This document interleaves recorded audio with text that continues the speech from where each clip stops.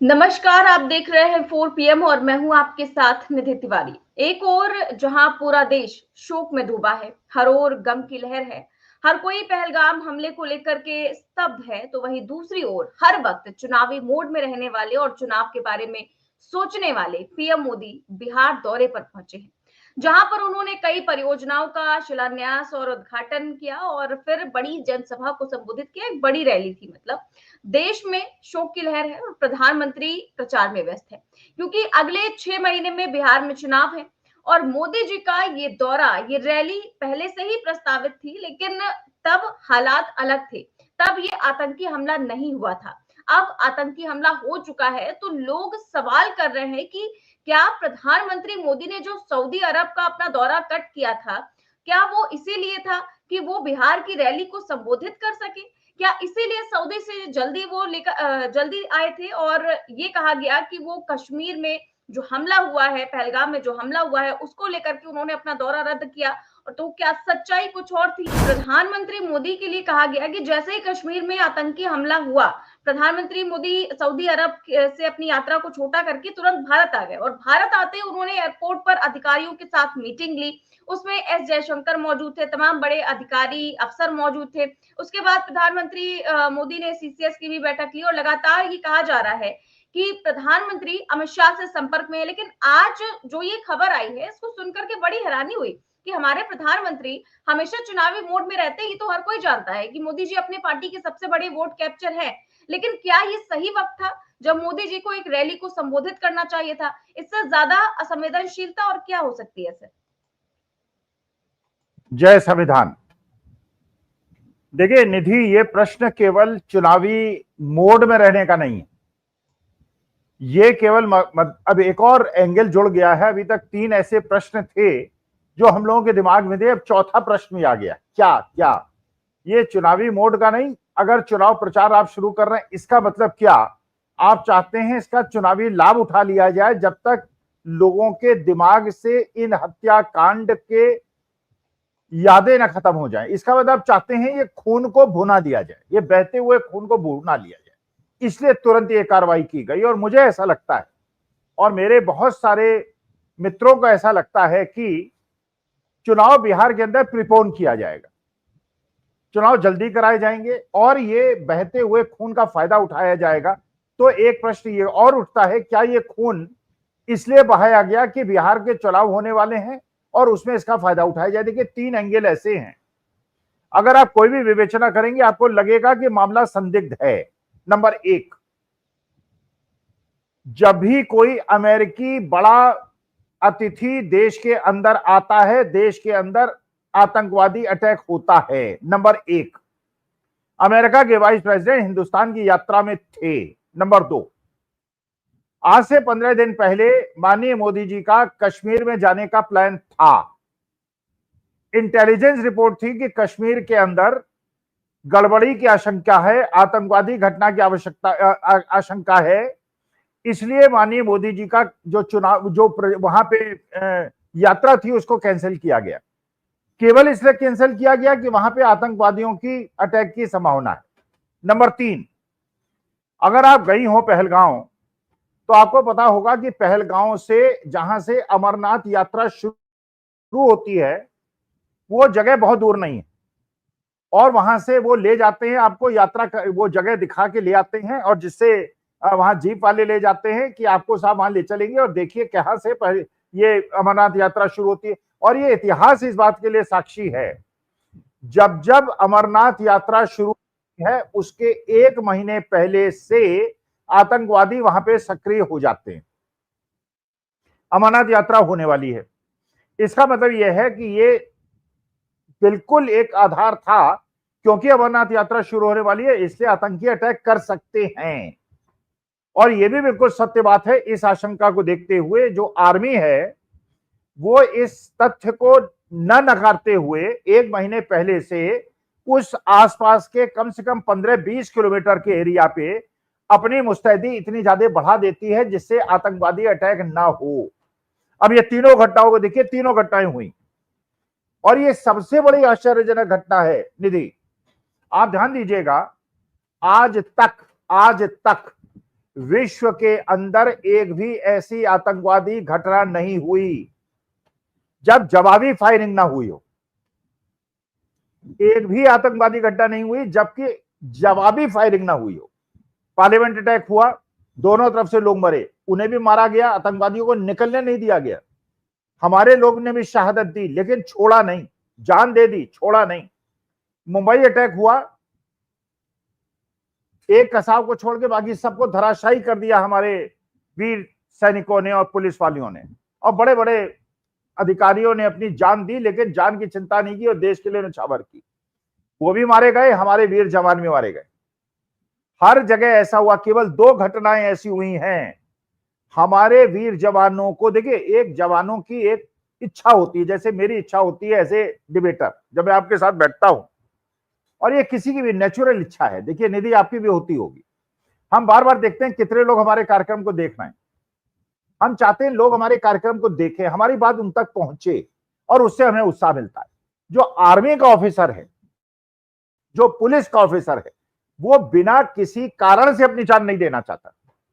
जब उसके प्राण निकलते हैं, मैंने बहुत सारे आर्मी वालों से बात की, वो कहते हैं साहब जब हमारे प्राण निकले, एक तो होता है बिना कारण से प्राण निकले, बुढ़ापे में प्राण निकले, रोड एक्सीडेंट में प्राण निकले, और जो असली मौत मानी जाती है एक आर्मी ऑफिसर के लिए, वो कहता है साहब मौत हो जिसमें हम दुश्मन को मार के मरे।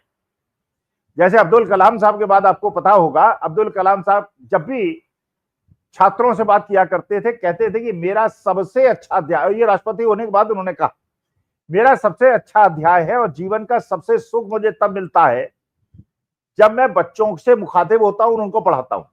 और भगवान ने, देखिए अल्लाह ने उनके सुन ली कि जब वो बच्चों को पढ़ा रहे थे, शिक्षा दे रहे थे, उसी समय उन्हें हार्ट अटैक हुआ और उनकी जान चली गई। वो एक सुखद मौत है। आर्मी वाला और एक पुलिस वाला और जो लोग बेचारे वहां पे हनीमून मनाने गए थे, इस प्रकार की मौत की कल्पना उन्होंने नहीं की होगी कि आतंकी आए। They came, they killed and they escaped. एक भी गोली जवाबी कार्रवाई में नहीं चली। ऐसी जगह पे पुलिस की तरफ से, सुरक्षा कर्मियों की तरफ से एक भी गोली नहीं चली। इसका मतलब निधि, कोई भी बुद्धिमान, लेकिन भक्त नहीं मान रहा है, अभी भी वो लगे हुए हैं। अरे आप संशय क्यों पैदा कर रहे हैं, ये इस समय आंसू बहाने का समय है। अरे यार, आंसू तो हम बहा रहे हैं और हम तो उस पिता के लिए सोच रहे हैं, उस मां के लिए सोच रहे हैं, उस बहन के लिए सोच रहे हैं, उस लड़की के लिए सोच रहे हैं जिस बेचारी की 5 दिन पहले शादी हुई और उस बेचारी के पति को छीन लिया इन गुंडों ने, इन दुष्टों ने, इन बदमाशों ने। तो मेरे को यह लगता है, देखिए ये समय ऐसा था, सारी की सारी फोर्सेस हिंदुस्तान की, अपोजिशन हो, सत्ता पक्ष हो, सब इस समय सोचते कैसे, अब ये आज भाषण होगा, भाषण में कोई मैसेज दिया, बिहार में जाके मैसेज दिया जाएगा। अरे आप जाते, पहलगाम जाते, आप कश्मीर जाते, राहुल गांधी नहीं है लेकिन वहां पे उनके जो प्रधान महासचिव हैं वो गए हैं और उन्होंने अपने उम्मीद दी है। वो भी जाते, आपके खड़गे साहब जाते, उनकी उम्र ज्यादा, वो नहीं जा पाए, और बाकी लोगों ने भी अपने अपने हिसाब से श्रद्धांजलि दी। लेकिन प्रश्न यह है कि इस समय क्या बहते हुए खून का सूख ना जाए और उसका फायदा उठाया जाए? तो क्या पुलवामा का दूसरा कांड है? देखिए, मैं अपने माननीय प्रधानमंत्री के खिलाफ एक शब्द नहीं बोल रहा हूं, मैं उनकी बहुत इज्जत करता हूं और इस समय पूरे देश की उनके साथ हम खड़े हैं, माननीय मोदी जी के साथ खड़े हैं, देश के साथ खड़े हैं, और हम सबकी इच्छा है। और मैं जितने भी कार्यक्रम हो रहे हैं जिसके अंदर आर्मी ऑफिसर्स बोल रहे हैं, every army officer is saying only one thing, crush Pakistan, खत्म कर दो पाकिस्तान, इनको नक्शे से मिटा दो। और देखिए एक निधि, मुझे और खराब लगता है, मैं लंबा थोड़ा बोल रहा हूं लेकिन मैं जब उत्तेजना में आ जाता हूं तो बोल देता हूं। कश्मीर के अंदर आप कश्मीरियों की प्यार की मिसाल देखिए। कश्मीरियों ने जुलूस निकाला श्रीनगर के अंदर, तिरंगा लेके निकाला, और कहा हमारी जान इसी हिंदुस्तान, यही हमारी जान, यही हिंदुस्तान। लोग बता रहे हैं, प्रत्यक्षदर्शी, कश्मीरियों ने घोड़े के पैसे चार्ज नहीं किए, टैक्सी के पैसे चार्ज नहीं किए, एयर जो आपकी एयर सर्विसेज हैं उनके खर्चे बढ़ा दिए गए, उनके किराए बढ़ा दिए गए। कोई किसी के प्रति कोई संवेदना नहीं, इतने कष्ट में वो लोग हैं। कश्मीरी बेचारे खाना नहीं खा रहे, रोटी नहीं बन रही, लेकिन हिंदू मुसलमान कर रहे थे। हिंदू मुसलमान, कल मैं एक गोदी मीडिया में गया, निधि, आपने अगर गोदी मीडिया गलती से खोल लिया हो, मैं भी नहीं खेलता, मैं भी नहीं देखता, मैं तभी देखता हूं जब मेरा कोई कार्यक्रम होता है, मैं केवल ये देखता हूं कितने व्यूज हुए, और जब मैं देखता हूं उनके 500 व्यूज होते हैं तो तुम्हारे 20,000 व्यूज होते हैं, और मुझे बड़ी खुशी मिलती है। मैं जाता इसलिए हूं कि मैं चाहता हूं मेरी बात भी वहां पहुंचे, जिस वर्ग के पास हम लोगों की बात नहीं पहुंचती, at least their audience should also listen to us. केवल रॉबर्ट वाड्रा, सारा अटैक रॉबर्ट वाड्रा, कोई प्रश्न नहीं, सुरक्षा व्यवस्था पे गोली क्यों नहीं चली, आतंकवादी क्यों आए, प्रत्यक्षदर्शी कह रहे हैं आतंकवादी सामने नहीं आए, उन्होंने जंगल से गोली चलाई। ये लोग कह रहे हैं कि नहीं साहब आए, उन्होंने कपड़े उतरवाए, फिर कलमा पढ़वाया, फिर मारा, इसका बारे बहुत देर तक रहे, गोली क्यों नहीं चली। आतंकवादी तभी आमने सामने आके एक वैली में मारेंगे, वैली के अंदर जो चारों तरफ से पहाड़ियों से घिरा हुआ है, तभी मारेंगे जब उनको ये बता दिया गया हो, आश्वासन दे दिया गया हो कि क्रॉस फायरिंग नहीं होगी, आओ मारो और चले जाओ। ये हुआ, हमारे लोगों की मौत हुई। लेकिन हिंदू मुसलमान का नैरेटिव, रॉबर्ट वाड्रा ने कह दिया, रॉबर्ट वाड्रा ने कह दिया। अरे भैया, रॉबर्ट वाड्रा ने कह दिया, अखिल स्वामी एक अध्यापक भी पिछले 11 साल से कह रहा है। ये हिंदू मुसलमान का नैरेटिव देश को बर्बाद कर देगा। और ये हर बार मैं कहता हूं, हर जगह हम हिंदू, मैं सनातनी, मैं हर जगह मेजॉरिटी में हिंदू नहीं है।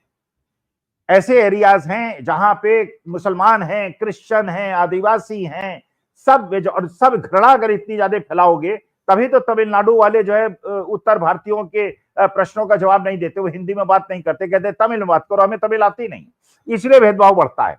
अरे क्यों नहीं मानते कि 142 करोड़ लोगों में अलग अलग भावनाएं हैं, अलग अलग संस्कार हैं, हमें मिलजुल के रहना। और मुझे तब आश्चर्य होता है निधि, हमारी पत्नी की एक मित्र है, बचपन की मित्र है, 50 साल पुरानी, रहती है दुबई में, और वहां से व्हाट्सएप में मैसेज कर रही है, हिंदुओं एक हो जाओ, हिंदुओं एक हो जाओ। अरे मैंने कहा महारानी, हिंदुओं एक हो जाओ छोड़ो, तुम हिंदुस्तान आ जाओ, तुम मुसलमान देश में रह के इस तरह की बातें कर रहे हो।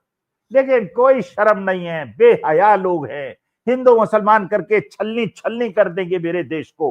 प्यार मोहब्बत से जो मुसलमान कश्मीरी रहना चाहते हैं उनमें भी आग लगा देंगे। इनका केवल उद्देश्य एक चुनाव जीतना है। अब ये बिहार का चुनाव, बंगाल, शुभेंदु अधिकारी, बंगाल के अंदर एक महिला जिसके पति की मृत्यु हुई है, आप वीडियो देखिएगा, उत्तेजित कर रहे हैं उस औरत को, उत्तेजित कर, तुम इसलिए मारा ना, तुम्हारे पति को इसलिए मारा ना कि हिंदू है, इसलिए मारा ना, बोलो सबको सुनो। मतलब केवल गंदा नैरेटिव, देश को बर्बाद कर दिया इन लोगों ने। अरे प्यार मोहब्बत से रहने दो, देश में शांति आने दो। 142 करोड़, और एक और आजकल सोशल मीडिया में चल रहा है, वहां फैला रहे हैं धर्म पूछ के मारा, जाति पूछ के नहीं मारा। अरे निधि, इन लोगों से पूछो, जब बेटी की शादी करते हो, बेटे की शादी करते हो, जाति देख के करते हो या धर्म देख के करते हो? चलो आज से चैलेंज करता हूं मैं, जाति देख के शादी मत करना। अगर तुम ब्राह्मण हो, जाके शुरू का दलितों में शादी करो, यादवों में शादी करो, और ठाकुर जो है वो कुर्मियों में शादी करें, इंटरकास्ट, इंटर रिलीजियस मैरिजेस करो। अगर तुम मानते हो हिंदू धर्म एक है, तो हिंदू धर्म जाति विहीन हो जाए, हमें कोई परेशानी नहीं। पूरा देश जाति और धर्म विहीन हो जाए, हम केवल भारतीय हो, हम केवल हिंदुस्तानी हो, हमारी कोई जात और हमारा कोई धर्म ना हो। मैं तो इस बात को बहुत दिनों से कह रहा हूं।